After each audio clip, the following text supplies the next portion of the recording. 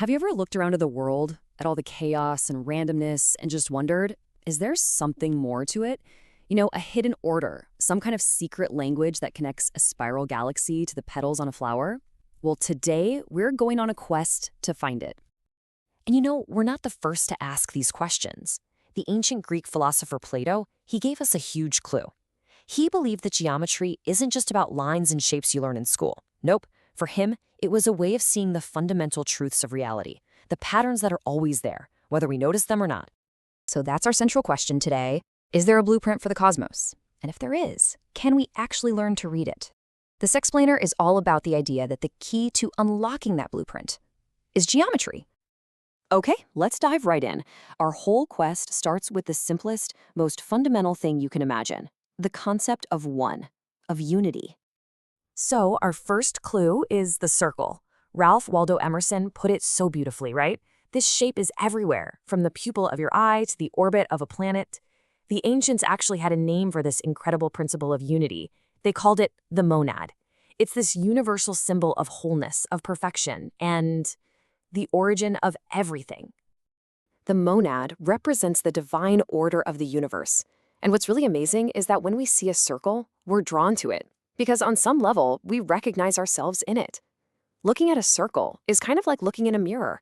It reflects our own potential for wholeness, for unity.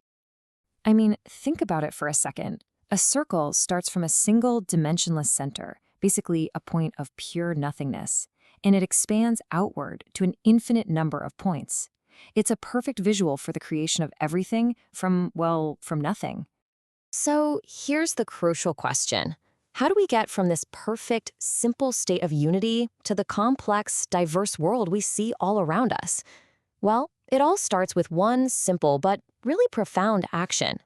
We introduce a second circle. The ancient Greeks had a fantastic word for this principle of two-ness, or the dyad. They called it audacity. And that's perfect, isn't it? It's the bold act of separating from the one, creating a pair of opposites. And that tension between light and dark, positive and negative, that's the engine of all creation. Now, when these two circles overlap, they create this incredible shape in the middle, the Vesica Pisces. The ancients saw this as something really special, not just an overlap, but a sacred portal, a kind of geometric womb from which all of reality could emerge. And the process is surprisingly simple. Once you have the Vesica Pisces, you can just connect its points, and boom, you've created an equilateral triangle, the very first polygon. And from there, you can easily construct a square. From one simple act of division, all the building blocks of the universe start to appear. This quote from Heraclitus just nails it, doesn't it?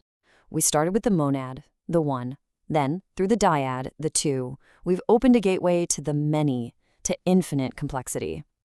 Okay, so we've seen how simple shapes can pop up just from circles interacting, but this blueprint isn't just about abstract geometry. It gets way deeper. It contains a secret code that literally governs growth, harmony, and life itself.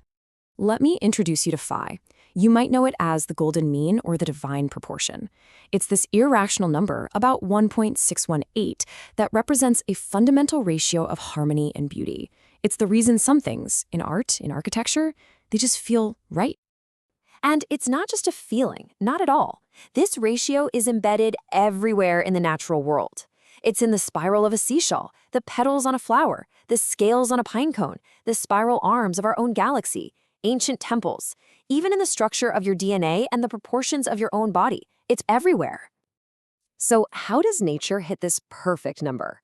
Well, it often uses a really simple pattern called the Fibonacci sequence. You just add the last two numbers to get the next one. And as you can see here, when you divide any number in the sequence by the one before it, the ratio gets closer and closer and closer to phi. It's like nature is literally growing toward this perfect proportion. This means phi isn't just some static, boring ratio. It represents a dynamic, living principle, regeneration.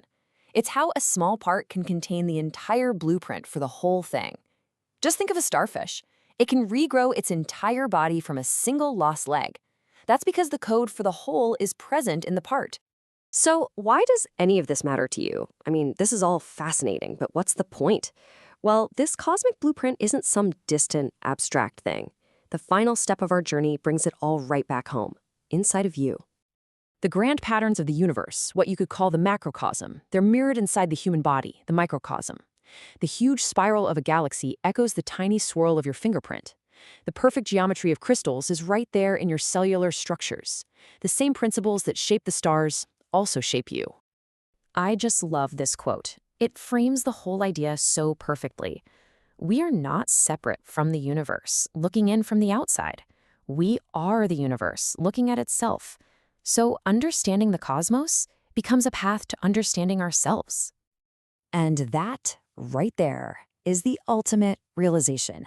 This sacred geometry, this cosmic blueprint, it's not just a map of the external world. It's a map of our inner world.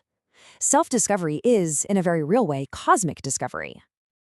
The very same patterns that construct the entire universe are inside you, right now, waiting. The blueprint is there, so the only question left is, what will you choose to build with it